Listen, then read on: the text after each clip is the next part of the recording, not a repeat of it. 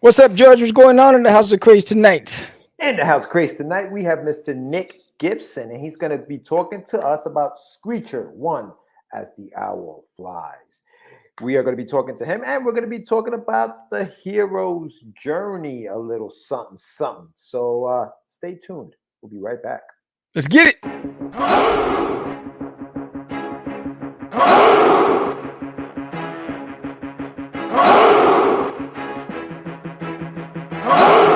We are the only show for independents all around, giving you a platform to spread your word all over town. Catch the Craze is the place to promote to your fans with the dream of Medina and Sam the Crazy Man. Subscribe to our show and never miss an episode. It's time to get your mans, listen to us on the go. Updated every week, we never miss a day. Join the squad, come on in. It's time to catch the Craze. If you are an independent, catch the Craze. Making moves on your own, catch the Craze. On your grind in the streets, catch the Craze. Join the movement, catch the Craze.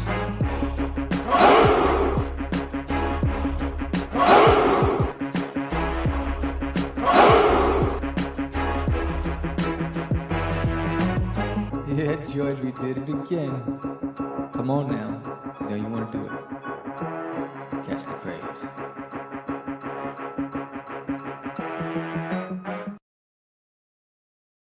Welcome to Catch the Craze podcast. I'm your host with the most, Sam, the Crazy Man, Vera, and I am with George, the Dreamer Medina. What's happening, everyone? Welcome to another exciting episode of Catch the Craze. It is Wednesday, November 2nd, and we are live coming at you tonight with another guest. He's another repeat offender, friend of the show. They come back once they catch the crazy, you know what I'm saying? Once you catch the Craze. That's it. We're with you for life. You finish it. Yeah, he was on the show back episode 388 to be exact. So if you guys want to check that out, episode 388 back in March. That was back in March, bro.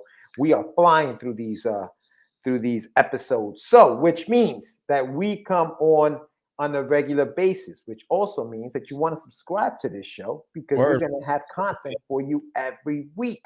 So if you haven't done so yet, that's right. So if you haven't done so yet, subscribe to the channel, give us a like, comment below, hit the bell so that you know when we are going live and when we will be doing this. We are live tomorrow morning at 9 a.m., so you don't want to miss that with the Morning Brew with the Crazy Crew, episode 35. Damn, dog. We are moving along. We are moving right along. Feeling fancy free. Where's that from? I have no idea. What's that creators outlet? No idea. What up? Muppets, bro. Now Muppets. Okay. All right. All right. Well, listen. No, if it's me, it's gonna be Fraggle. It's gonna be Muppets. It's gonna be Alf. You get obscure sometimes. You be throwing some curveballs in the mix. I thought I had it, and I'm like, oh, okay. Didn't see that one coming. So yeah, I don't rely on that. I don't rely. The day that I don't have them is when you gotta get nervous because that's when I start losing it. Oh man, dude. When I can't remember, it'd be over. It'd be over. But I have your problem. Of not remembering. I do have a problem. You got a serious problem. Never have as an eyewitness for if your life depends on it. No. Maybe I have selective memory. Maybe there are just some things that I just George goes in the stand testify. Next you know I'm seeing because I'm locked up. They won't let me out. I'll be like, Your Honor, I don't remember. Horrible. Yeah, no, it is horrible. It's and he doesn't even drink, which is crazy. I know. I'm just all jacked up. Anyway, yes, welcome. Thank you for coming on. We are going to have a nice show for you guys tonight. We're going to have a topic that I don't know how most people are going to feel about it. And we're going to talk a little writing today. We're going to talk about writing. The hero's journey. There's a little play on the actual cover of the book by Joseph Campbell, 1949, published way back in the day. So check us out in just a few minutes. We're going to be talking about that. But yeah, no, we have Nick Gibson. He's going to be talking to us about Screecher #1 as the owl flies. It's an Indiegogo right now, and it's already funded.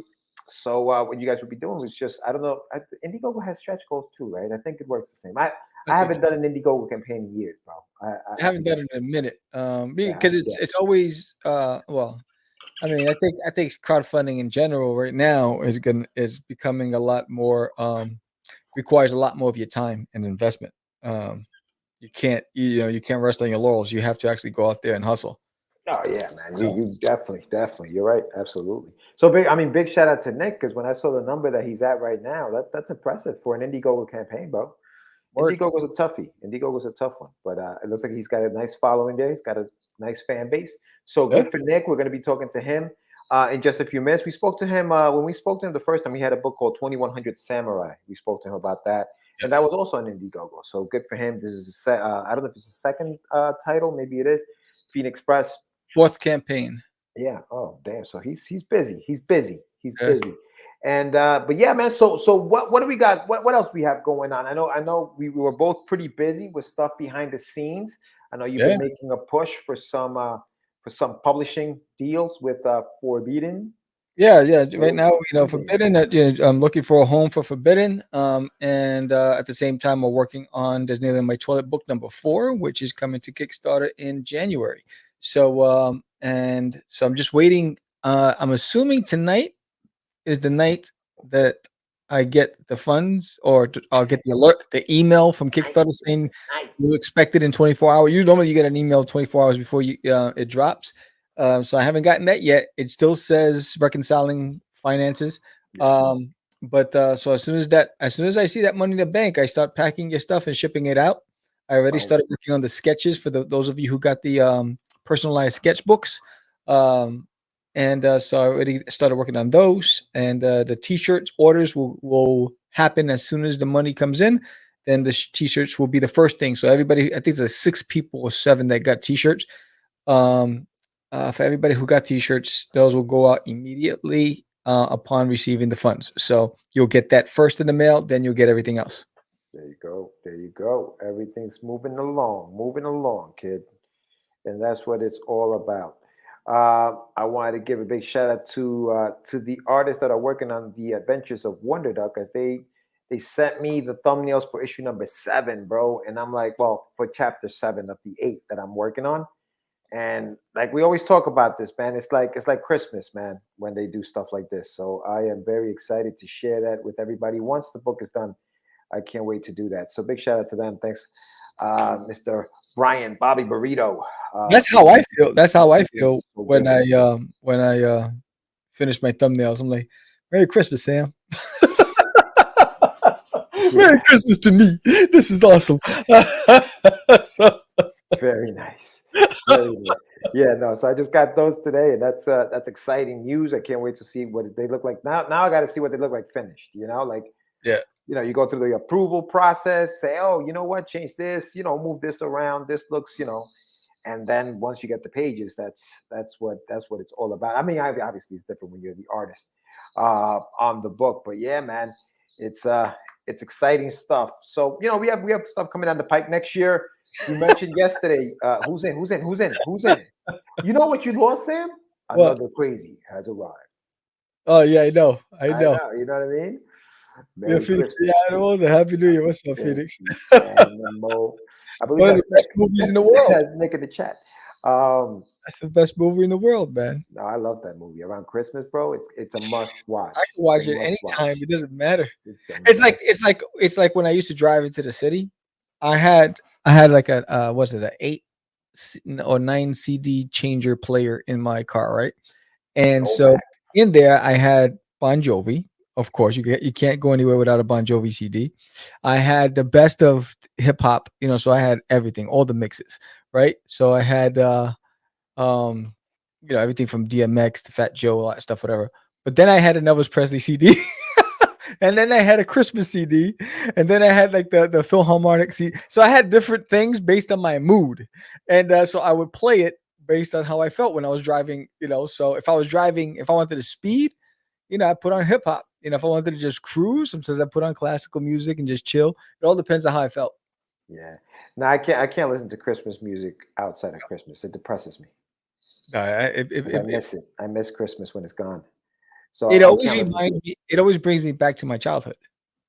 Yeah, well, Christmas is awesome. Yeah, I mean, when you become an adult, it gets a little, it gets tainted. But I think when I was a kid, it was so special because my mom made it special. You know, it was, you knew that Christmas was eggnog.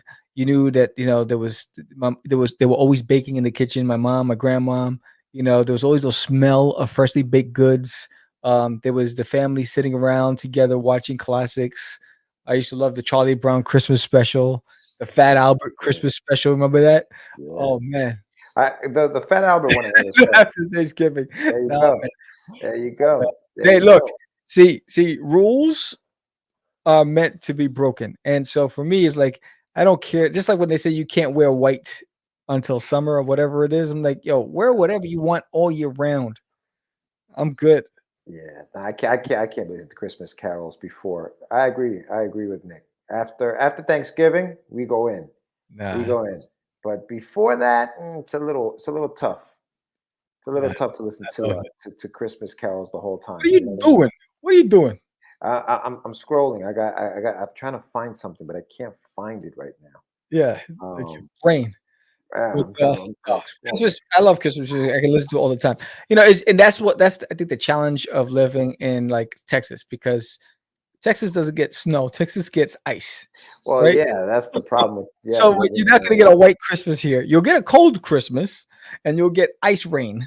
You know, and then you'll die a sudden death. You know, trying to walk on that ice that you can't see. And but that's one of the things I loved. You know, I used to, when I was a kid, when it snowed on Christmas. What? It was over. Yeah, nah, man. Christmas. There's something about Christmas. I like going out to. What happened? I still have no what? No, he says does that he can't get over how they set Christmas trees next to the Halloween decorations. Do you know when I worked for Macy's?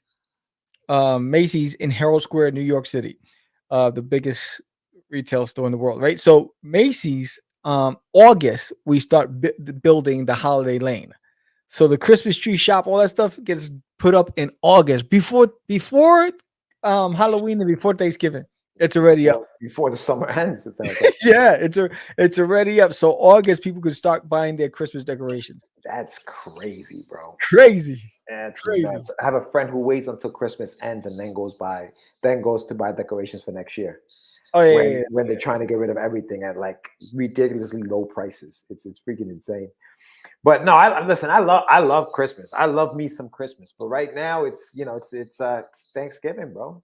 I feel like we rush everything. I can't believe it's Thanksgiving. I didn't even see Halloween. So funny. So in Texas, right? There's a rule. If the lights are off on the property, there's no you're not supposed to be trick or treating, right? You're not supposed to ring that person's bell. Well, our lights were off, but they rang the bell, right? So it was me. It's like stop, drop, and roll. I was like, I was like shipping across. Why didn't you give the kids candy? You don't want to give nobody candy? Nah, you know how much money you need to spend. My neighbor spends $1,000 a year on candy. I was like, $1,000 a year. I'm a brokepreneur. You crazy? I'm still eating peanut butter and crackers. How many kids walk through that neighborhood? Is it like a parade of kids walking around? What's going on? No, everybody had their lights off, but they were still coming. They were like, trick or treat. And then one sounded like he was like 50 years old, like trick or treat. I was like, yo, aren't you too old to be trick or treating? I was like, they're probably just stick up kids, bro. Stick them up. You're never too old. Oh man, that's terrible. That's terrible. You are too old, because when I was in the 6th grade, we're trick or treating with my buddies, and we knocked on the door, and it was Betsy. And Betsy recognized me, and then she goes, "Sam, what are you trick or treating? Aren't you too old?" Blew me up. It was a girl in my school that I thought it was cute, and I was like, and it messed my reputation up. And I was like, from that point on, that was the end of me ever trick or treating. You gotta play it cool, bro. You gotta play it cool. I'm here with my little, I'm here with little friends, taking care of them. You know what I'm saying? I'm the bad one. You gotta play it cool, bro. I think the kids don't care nowadays. Kids don't care. They have no shame. They're stealing the candies now. They're stealing the whole thing. If you leave it on the porch, it's gone. They're just taking it and dumping it. It's crazy. Crazy stuff. Bunch of thieves. Jesus Christ. That's when you gotta have like paintballs out the window. Put that back. Okay, shooting kids with they kill kids out there with paintballs. It's unbelievable. Unbelievable. Anyway, so what do we got? Let's see. I'm 45. I was dressed like exactly. There you go. What's up, Parelis? You gotta be a grown kid inside, Aurelius, man. if you didn't say that, I wouldn't even guessed it. I swear to you, you look a whole lot younger. I would never even fathomed. But yeah. So Halloween is it's crazy. But I'm feeling the sniffles. I Yeah, don't know let's do about it. you. I think I need my medicine.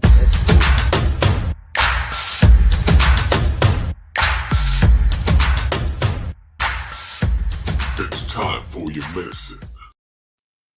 Has the hero's journey helped kill originality? Survey says. Has it helped kill? You know, I thought about this today. I was thinking about it. And then I was like, only if we let it, right? Only if we let it. I feel like, most people know Joseph Campbell wrote a book, 1949, The Hero with Many Faces, right?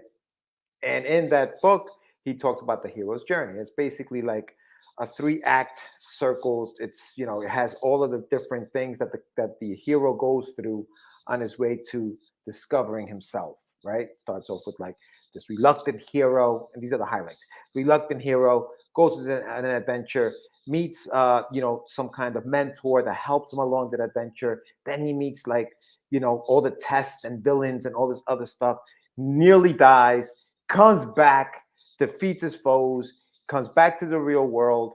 You have some kind of conclusion, and then he goes back to status quo as a changed man or woman.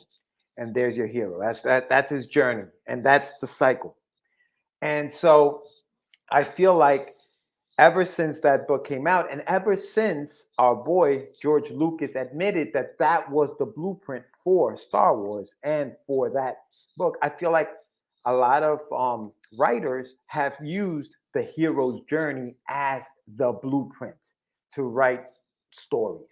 And so it's become a thing where like everybody uses that. So all the stories pretty much sound the same, right? Because this is the blueprint, this is what everybody's using. And I think that has killed it. And I thought about this today to a certain extent, but we as individuals have to make our stories unique. And that's what's going to make them original, because you may tell a story about something, I may tell the story that sounds like yours, but because it's coming from two different perspectives, automatically it's different and it's original. You know what I mean? But yeah, to a certain extent, I think it kind of has made us lazy, man. Like, okay, that's the blueprint. Let's just use it and let's do it. Right. Okay. Before I put my response, we're getting some responses in. Yeah, Let's what you see. got? It's become writing by numbers. Saying the hero's journey is unoriginal is saying that all of my mythology throughout history is all cultures is unoriginal.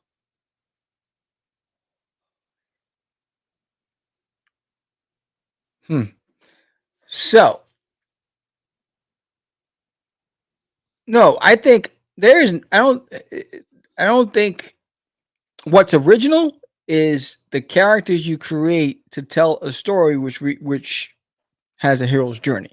That's the original part. It's the characters you create. The story itself and the theme is not original, right? And we can all recognize what that looks like.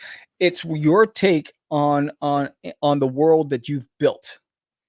It's how you navigate in that space. So basically, you've been given a blueprint, but now you're giving like a map. It's like Laura Croft, right? You're giving a map to the treasure, and how you get there is up to you, right? Just because small-minded creators don't know what to do with it doesn't mean the blueprint is unsound, right? Right. So I think if you are truly invested in your project, you're going to give them that unique DNA that separates you from everybody else, right? So we all have our own genetic code. That's your job as the creator, as the writer, to give your characters their own identity, so that way the comparison stops at hero's journey. Now they're talking about Bob in this world, right? And they're not talking about you're trying to rip something else off. So I think I think it's just about how you tell a story, what's the purpose, what's your intent with the story, and how much you invest in the characters. Yeah, absolutely. And I think and to Daphne's point, it's a blueprint, and therefore I believe it's a tool to use. It's one of the tools that an artist has in their bag, right? Okay, boom. I'm gonna use this tool right now to tell this story. It's not the end all be all. I don't think that we should all use the hero's journey as a way to tell a story. I Right. think that we can use it to tell a good story because it's proven that it works. Star Wars, The Matrix, Harry Potter. You know what I mean? Like Mr. it works. It Mhm. works. You know what I mean? And they're all different stories. They're all original in their own way, right? Harry Potter is totally different from Star Wars and The Matrix. They're all different, but they've all worked, right? So, not saying that, and that's why I said to you, like, I don't think that it kills originality. You know what I'm saying? Because I thought about that today. Originally, I was like, is that the reason why everything looks the same? Well, no. It's like, again, to Daphne's point, it's because people don't know how to use it. Right. You know what I mean? That's the problem. You know what I mean? What is Right. what is it? Not to be that person, but nothing is original. It's what you do with it that makes it exactly. Right. Right. It's what Right. And it's how you use it. Yep. It's like saying all modern music. It's just the same four chords, never taking into account the flourishes that makes it. right. Yes. It's the same thing. It's like, it's anything you do in the creative space, you have to make it your own. Um, because people are gonna be able to identify the complete ripoff, right? Um, and I think what happens is, I think why this question is very broad because there are trend chasers. They're just doing it because it sells, not really giving the time or making the investment into building that world and those characters. It really is like, let's just make this happen. Let's get this going, boom, boom, boom, boom, and move. And it doesn't have any depth, doesn't have heart, right? So I think it's when you create for yourself an audience of one again, and you approach each character as if it's a new life, and you're giving it its start, middle, and end. Mm-hmm. Each character purpose, and then supporting characters, how they connect, how they aligned, how they differ, and then what's the overarching theme. You answer all these questions in that mix. You're no longer worried about the theme. Now you're worried about the story. And I Yeah. think that's what the creatives have to focus on. Focus on the story, focus on investing in your property, and not whether or not the consumer is going to want it. And if what I'm saying? I think that's what happens. You get distorted because you like, if I did this, can I sell this many copies? If I did this, can I do this? How about you just write from the heart and Yeah. create from the heart? I just think that because it's, I mean, listen, not, it's a great book, The Hero's Journey, right? It's taught a lot. If you're taking a screenwriting class, you'll probably see the diagram and everything. But I don't think you have to use it. And if you don't use it, it's a bad story. You understand what I'm saying? I don't feel like you have to have the hero's journey in your story in order for it to be a good story. Right. Godzilla doesn't have a hero story. It's a immensely popular, movie or story, whatever you want to call it. Mary Shelley's Frankenstein doesn't have it. It's a classic. Romeo and Juliet doesn't have a hero's journey. It's a classic. It's not necessary, is what I'm trying to say. You could tell a good story without it. But if you are going to tell a story about a hero going through some stuff, you might want to use the hero's journey because that is a proven, I guess, formula, right? That works. You know what I mean? Yeah, but you are already 3 years behind the curve. Yeah, man, that is true. That is true. Right, I think Writing, that's true. I think trends are yeah. are moments in time. You Mhm. know, they're not everlasting. I think because taste change. Demographics change, taste change. And so I think the only thing I think that's important is how much, again, it's how much time and effort you put into your project, how much thought you put into it. It's the best ones are the ones people who've been working on most of their lives. And I think that's because and you can see that and you can recognize the characters and you can identify them, and when you start rooting for a character, the creator's done his job. When you start emotionally tied to a story, the creator's done its job. So I think I think your focus is really on your craft. That's where your attention needs to be.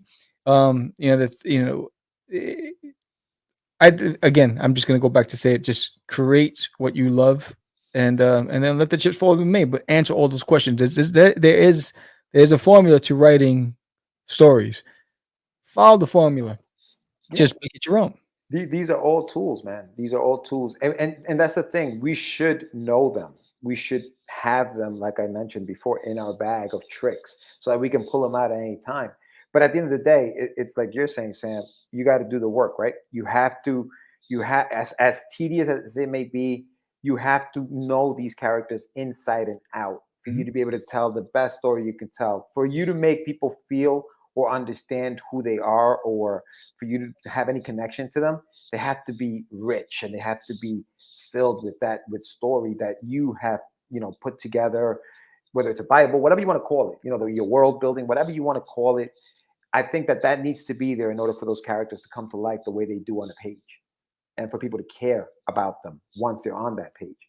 Yes. And these things like the hero's journey and the who, what, where, how, all those things, set up, all that other stuff, conflict, conclusion, all that stuff. Those are just tools that you need to write a cohesive story, because you have all of these ideas in your head that don't make any sense yet, because you have so many ideas running around, and you put them down on paper, and then now you're trying to figure out, okay, how am I going to make this make sense to somebody else? How am I going to tell this story so that it makes sense to somebody else? And that's when you start pulling out these tricks, the who, what, where, how, the hero's journey, all these things. You start pulling them out so that they start making sense for the story you're trying to tell. And I think that's how we have to use those in order to tell a good story. Absolutely. I think that's what it is. It's like, it's right with passion. I think the best way, one of the things that I've learned is, if I write something, I put it away, and I go into, I start working on something else to get my mind off, and then I go back with fresh eyes and I look at it again. And then I'm able to poke holes in my plot line. I can see things that I missed, because now I'm going back and I'm fresh, and I'm not fixated. I don't have tunnel vision. I think that's the best way. It's always, step away, come back, step away, come back, and don't rush. Rush jobs are always going to be easily recognizable as well. Mm-hmm. Yeah, no, definitely. For shizzle, my nizzle. Yeah, no, good stuff. Thank you guys for contributing to the chat and the discussion. I appreciate that. Yes. That was good. Really good discussion. So, we have our guest sitting in the waiting room, anxiously waiting. And so we're just going to remind everybody why you should subscribe to Catch the Craze podcast. And if you haven't, I hope you do so now.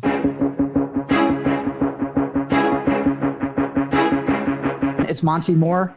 I'm a 30-year comics veteran in comics, games, and movies, and you've been watching one of my absolute favorite podcasts, Catch the Craze. You are watching Catch the Craze. What am I listening to? And you're listening to Catch the Craze. Where are all the indies at? A Catch the Craze podcast. What are you watching? I'm watching Catch the Craze. What are you going to do? Subscribe now to Catch the Craze, the #1 show online for independent. Have you subscribed to? You are an independent. Catch the Craze! Making moves on your own. Catch the Craze! On your grind in the streets. Catch the Craze! Join the movement. Catch the Craze! All right, so before we bring him in, we're going to play the trailer. Yeah, let's do this.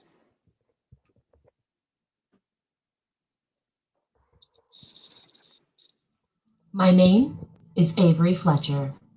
After 7 years away, I have come home with only one goal. What's going on there? Why are you doing this to me? Stop I hit expand.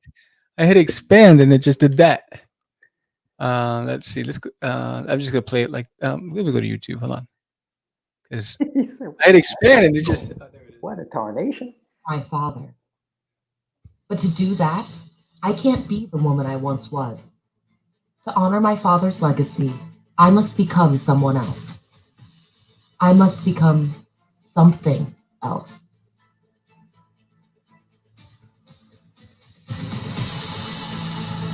I must become Screecher.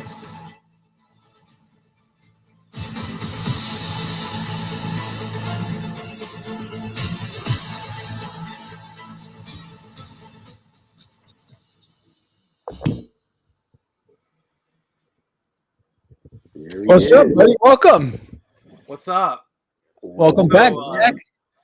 So you were mentioning Turn Samurai earlier. I figured I'd show off some of my prior goods. There you go. All right. So this is my first comic, Project Access. And there you go. Little Days of Future Past going on there. And then this is the first issue, Turn Samurai. Nice. This is the second printing, by the way. Nice. And then the one that was on your show last time was 2100 Samurai. This is the actual comic. It was successful. Everyone got their book, and then I did the variations of it. I got like a hollow foil, and then I got a backer edition, which was this was a backer edition. Limited and whatnot, where it was spot foiled, all the red stuff. It's kind of hard to see because my camera's crap, but there you can see it. Yeah, nice, man. Yeah. Awesome. You're mentioning Turn Samurai, so I figured I'd kind of show you, hey, I actually saw my stuff through. Good for you, man. Good for you. Yeah, that's the results of the last cycle. Yeah, Nick. So that's issue one of each one of those. 1 and 2. 1 and 2. Yeah. Okay. Awesome, brother. Yeah. Awesome. Welcome back. Thank you for coming on, man. Yeah, we had you back in March. You're promoting 2100 Samurai, and you did mention you had a project that you were very excited about bringing out, and that it was coming out in October. And man of your word, October 7th, boom. That was definitely Screecher. It was in the works then. I announced it mid-July. Mm-hmm. I wanted to wait until I at least shipped off the first wave of Turn Samurai comics to people. At least wait till some people started getting their comics before I really started going to the next one, and then that was cool. Launched it in October, and it's just been a great response so far. Good for you. Yeah, I see you've been funded. Love the video. Awesome voiceover. That was really, really cool. But yeah, so Nick, tell us a little bit about yourself for those who maybe didn't catch the episode back in March. Just a brief summary of who Nick Gibson is. So my name is Nick Gibson. I'm a Michigan native. I'm the owner and operator of the comic company Phoenix Press. Also the writer and creator of the comics Turn Samurai, as well as Screecher. Sweet. Outstanding. So what has happened since the last time we spoken to you to now? What's changed in your life? Anything that's influenced or enhanced your grind and your determination to make this a reality? Well, a lot of reinforcement of stuff. Obviously, Turn Samurai issue 2 came out. That's been good. I've gone to a couple cons, been selling really well there. Had a couple cons where I sold 70 comics, sold one back in September. And actually I've completely sold out of the first and second printing of Turn Samurai. The lifetime sales are just a hair shy of 300 copies. No, 200 copies. 200 copies. Sorry. I didn't want to get but 200 copies of issue 1. Wait. No, it is 300 because I didn't. Sorry, my mind is because the second printing was an additional 100 copies, and there was 150, 200 in the first printing. So yeah, just a hair shy 300 copies sold of us. And then issue 2 has been selling really well. So yeah, I'm very pleased with myself. Good for you, Nick. So what was the convention? What was the last one you were at?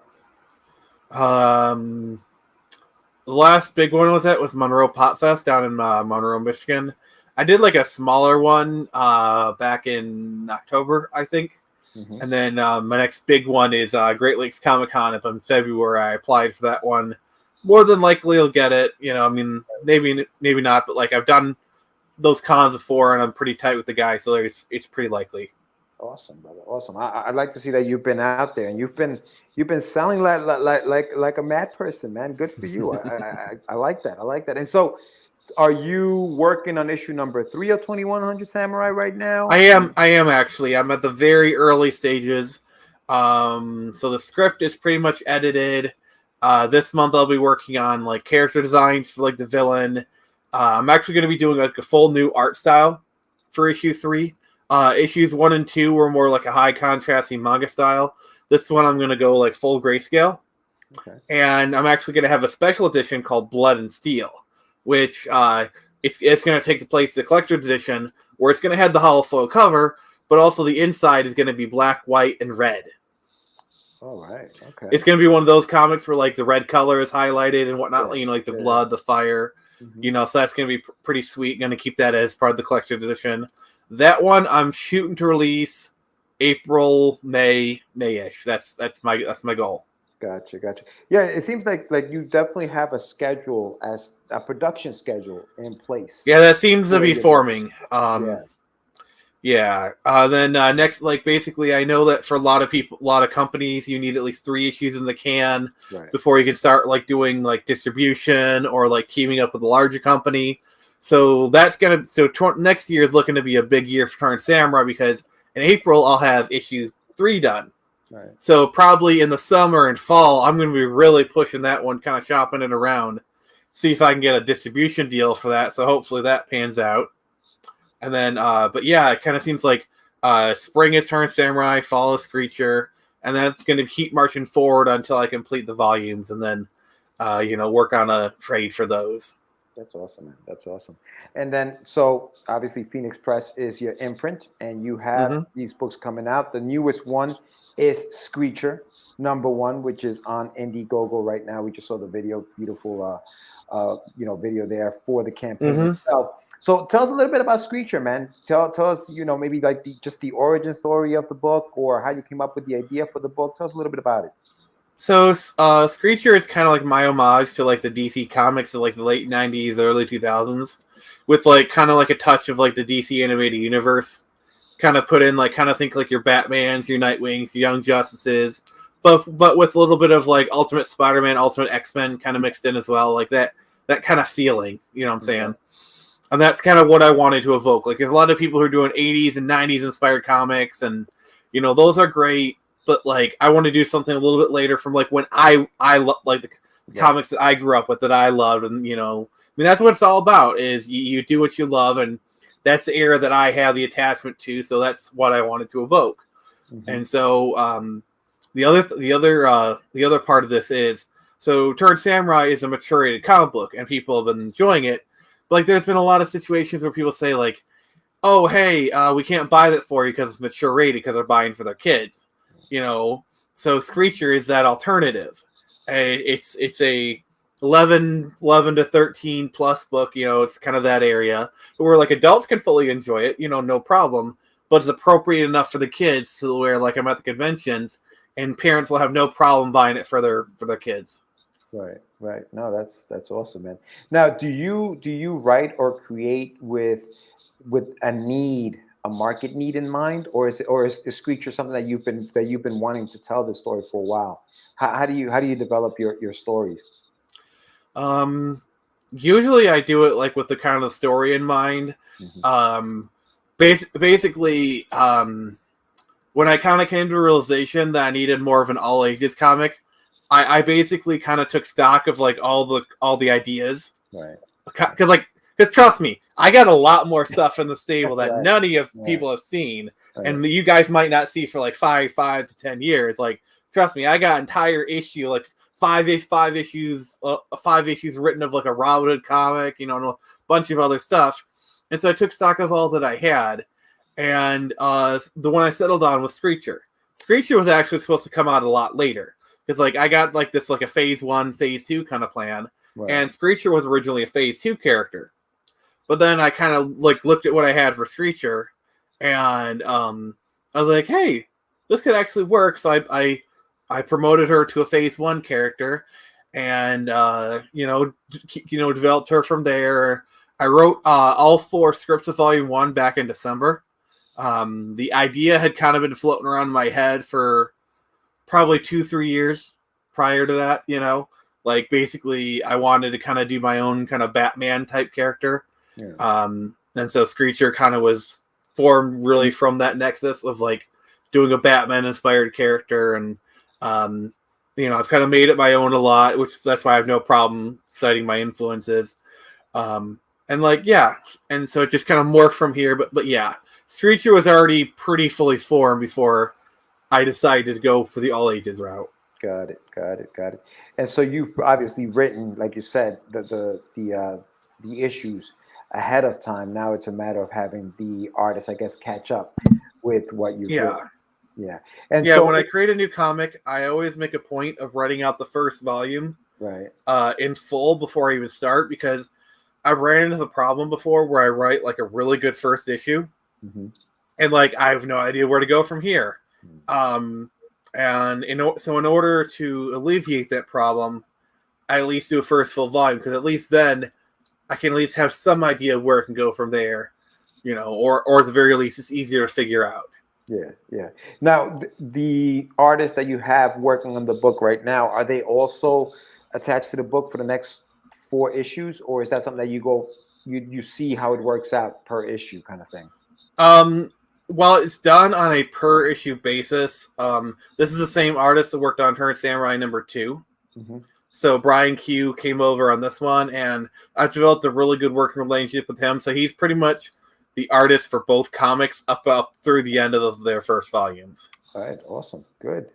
Yeah, it's important, man, to have that, that synergy with your artist is very important, I think, when you're creating. Yeah, like I feel like as a collaborator, when you stumble upon another person that you just work really well with, it's really important to keep them on board as long as possible. Yeah, no, for sure. So even when it comes to volume 2, he's probably going to be working on at least one of the books. Like, I'm probably going to have someone else do one of them just to make it easier to kind of do, but he's probably at least going to keep working on one of them. Roger that. What tell us a little bit about the story itself, man. I know I was reading before, and we heard in the trailer some of what it's about. The character, the female character in the book. Tell us a little bit about how you came up with that idea. Like, I know it's spawned from the 90s and early 2000s comics, but what was it about? Maybe even just the name or her plight, her story. How did that all come about? Where did that come from? The name was definitely meant to be bird inspired for sure. Like, so her name is Avery Fletcher. Avery is kind of like aviary. You kind of get that naming, from like the bird cage. And then Fletcher is based off of like the feathers they use for arrows. So that's kind of where I got the naming scheme from. But as far as the story, I don't know, like, it's a father-daughter tale, which, father story, they're kind of all the rage now. But like, I didn't really write it like with that trend in mind. It was more just like, it's kind of the story I wanted to tell of like, someone jailed for a crime they did not commit, like a tale of legacy and just like living up to things, and just like also it's kind of also inspired by. So like, I lived in a town all my life, and then I moved away for 7 years, and then I came back, and it's like, what's different? Am I different? Are the way people treat me differently? Like, the things that I looked at that are familiar but they feel different, So a lot of it's kind of like based off of that. So you have a character who's coming back to their hometown after being forced away for 7 years, spending their formative years, in like New York City. Now they got to come back, and like, there's like this corrupt corporation that like they want the father to reveal some secrets, either because they're trying to do something, and like so she's got to take up the mantle of Screecher in order to find justice for her father any way she can. That's awesome, dude. I like that. I like that you've incorporated some of your own, things going on in your life into the story. I think that's, and we were talking about, stuff being original. That's what makes that story your story, right? Because it's got so many personal things within it, and only you can tell that story because you've been through the stuff that I guess your character's going to kind of go through herself. Yeah, and it's like, and it's like, a lot of that is even in like even if you like to do references, you know, like the types of references, how you incorporate them, is actually really important because it shows like a personal touch. Like for example, in the second issue, there's a scene inspired by Batman Begins, you know, like the bats are nocturnal thing, or I do a paraphrasing of it, or in issue 4, there's a scene that's like a homage to the takedown scenes from the Batman Arkham games. You know, it's like I put what I love in there, and I just love kind of doing that, you know, or like the story homages, because like kind of go off a little kind of tangent here, but like one of the things that I love about Stranger Things is they do homages, but it's more in the storytelling. You know what I'm saying? Like, for example, in the latest season, they do an homage to Silence of the Lambs, where like they need to meet with a character, and it's like the whole scene is literally played like Silence, like literally the cages. The whole set is made to look like Silence of the Lambs. They get like they get the guy actor Robert Englund to play, you know, the Hannibal Lecter kind of character. And it's like they play the whole scene. It's a lot like it, and they're not directly referencing it, but like they're the story is very much inspired by it to the point like you know what they're referencing, but it's not an overt reference. It's a lot different than Big Bang saying Batman, Spider-Man, Halo. You know, it's just like, haha, I said Halo, laugh, you know, kind of thing. Yeah. And I really love the subtlety of references can get sometimes. Okay. Yeah, no, I see where you're going with that. And I do know what you mean with that scene where they're like, it's almost like the Hannibal Lecter and the female character going at it. And yeah, you do kind of get that. It's almost like you have to be careful though, not to go too far. Like you said, mentioning names, or, you know, so it doesn't look like you're just straight up copying. You can tell it's an homage to that because they enjoyed that movie. So that right, you know, like you know, because like doing it that way, there's a very fine line between homage and ripoff. So, like for example, I mean, this is kind of a preview for issue 2 of Screecher. You know, she says owls are nocturnal, and then like Scotty, her you know, her friend, the caretaker of the property, or like basically her Alfred. He says that may be so, but for an upper middle class white girl, 3 o'clock is pushing it. Right. You know, it's like it's obvious that I'm paraphrasing the lines, but like I twist them, they kind of have their own spin on it. Got it. Yeah. No, that's awesome, man. It sounds like you're having fun writing the story. Yeah, I do love my wordplay, to be honest. You know, words are my toys, and I enjoy playing with them. Yeah. No, that's awesome, man. So you have this in the works. You've already written all the other stories. What do you do in the meantime? I mean, I know you're running an Indiegogo campaign right now. I'm sure it's taking up a lot of your time. But how do you stay creative? What are you working on, like outside of? Well, I still have to correspond with like the artists, kind of shepherd things along. Yeah. That's usually meet with them a couple times a week, you know, like over text or sometimes voice. Conventions, honestly, and just preparing for things, kind of preparing finances. A lot of the business work kind of stuff. I don't get to do as much creative work as I get to do. Like, honestly, the most creative stuff I've done lately is I did like a kind of like a quick revamp of Torrent Samurai issue 3 before sending it off to the editor, and oh my god, was it fulfilling! Like, I kind of like it. I was kind of like had engineered this like really great moment, and it was like, oh, character development. I'm setting up a character arc, and it's like this. There's like this really great moment where it's like he says something. It's kind of one of those things where it's like, on the surface level it says one thing, but when you kind of dive deeper into psychology of it, you can kind of like analyze it, and then like sorry it's just I love like I'm because the thing is like Rod Serling from the Twilight Zone is like my writing idol, and it's like I kind of come from that school of the writing where it's like you have the surface level and like those lines at seem benign, but like when you kind of dig deep, there's like so much stuff you can kind of dig deep beneath it and like analyze it. You know, like the layers approach where it's like you can just watch it on the surface level and it's fine. You know, like The Matrix as well is kind of another one of those films, or The Sixth Sense, you know, where it's like there's that surface level experience and it's perfectly fine, but if you want to dig, you can dig and just have a good old time. Yeah, no, that's awesome, man. So you're working with an editor as well. So you write your story, send it off to the editor, then it goes to the artist. Is that how you?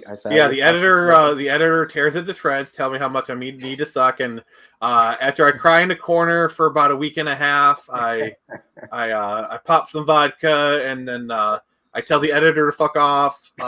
Sorry. Also, I'm sorry. Tell the editor to frick off. They quit for about a week, and then after I send them a bonus $5,000 check, they agree to come back. And I like how you pumped up the MA audience. He's quick. Bam, MA done. I'm sorry. I apologize. I did not mean to have actual relationships with that woman. Yeah, no, man, that's awesome, dude. I like the fact that you actually do have somebody looking over your work, so that to make sure that you're putting the best product out there. I think that's very important. Yeah, I think that's really important because, I can think my stuff's great, but editor's really important. And then the thing about issue 3 is I'm actually going to have an art editor, which is going to be a separate person from the writing editor, and they're really important because one of my biggest problems is I don't speak artist when I have other people try and help me out, they say oh, do these certain things, and I'm like, I had to literally copy and paste it, and there's it's just so inefficient. So I just have this set up where I have a Discord server where I have the art editor and the artist.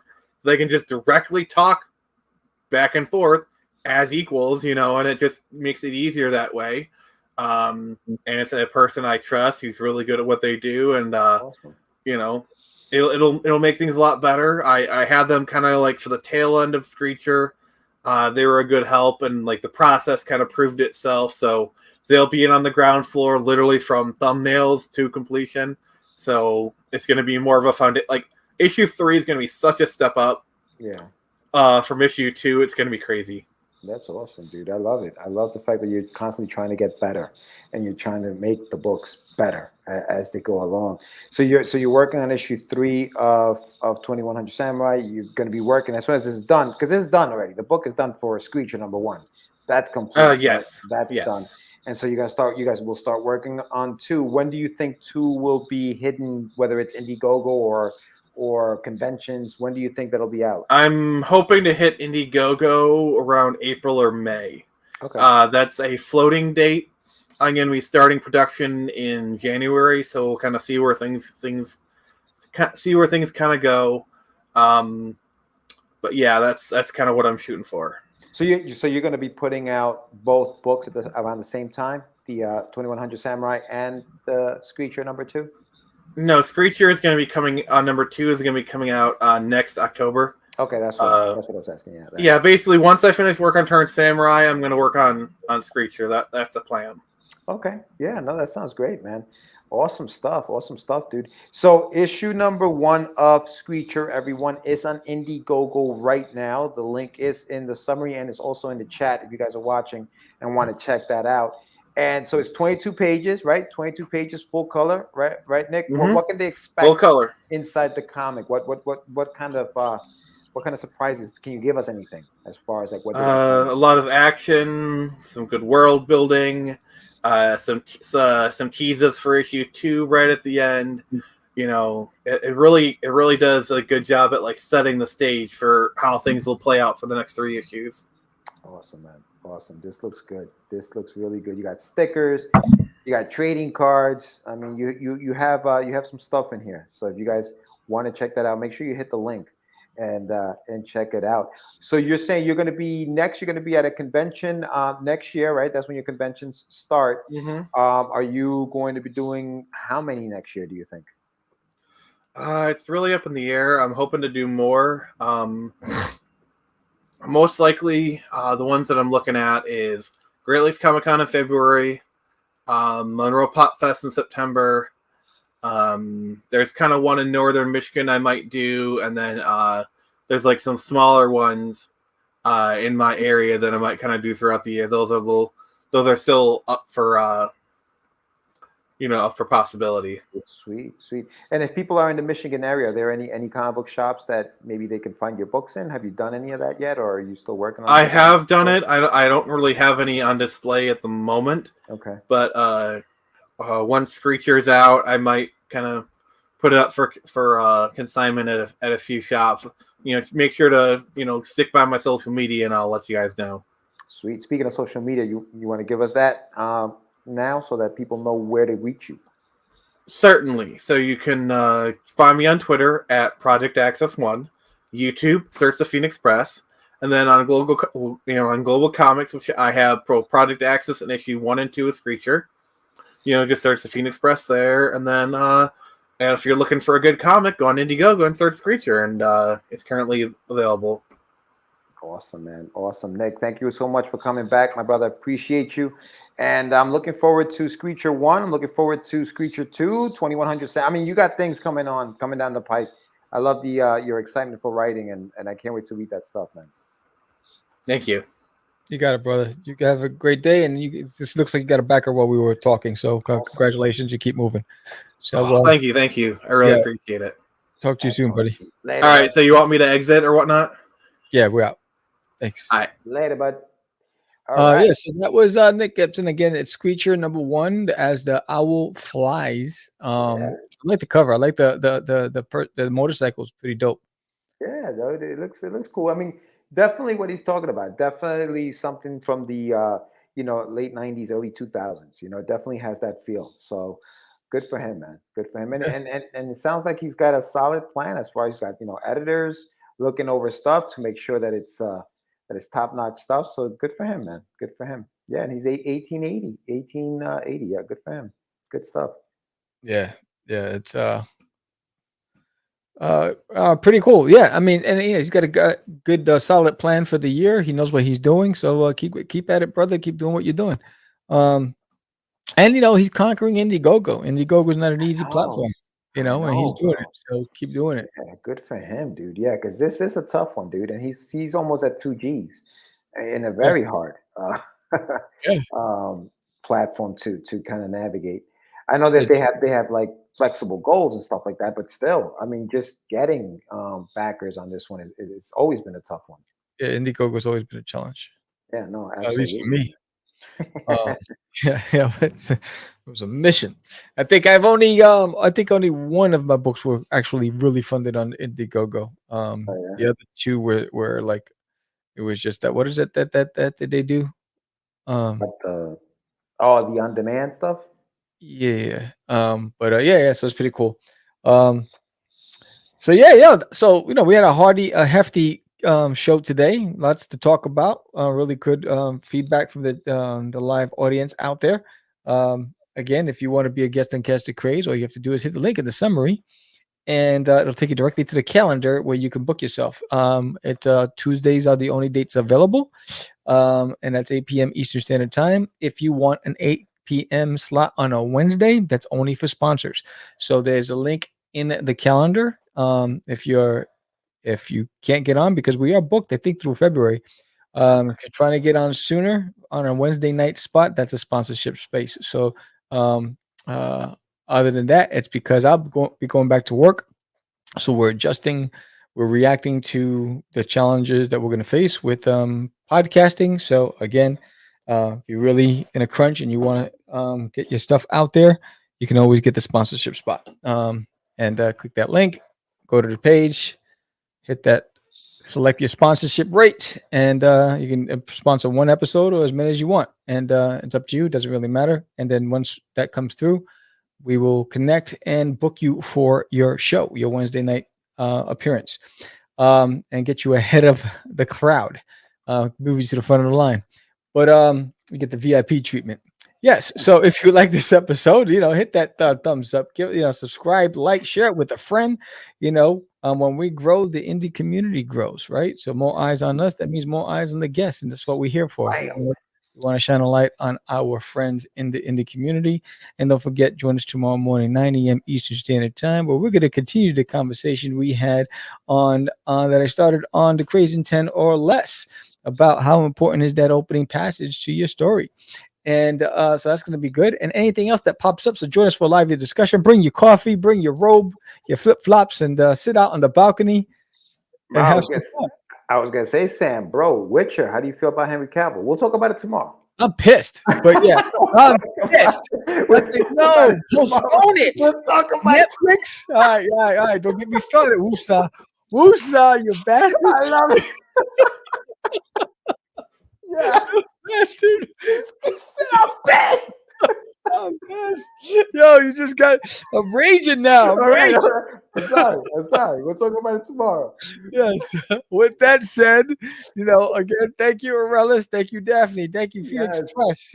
Thank you, Creators Outlet. Thank you for joining us tonight. And again, don't forget to join us tomorrow morning. I'm Sam, the Crazy Man Vera.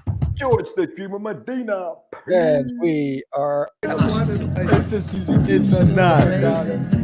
Crazy. Acquiesce. No, it's talking about my friend Acquiesce. Say my name. Right? This is what you were thinking? Oh, my. He described me. He said, I'm the idiot. What? Catch the Craze. You're listening to Catch the Craze. You're listening to Catch the Craze. Catch the Craze. You are listening to Catch the Craze. Catch the Craze. You're listening to Catch the Craze.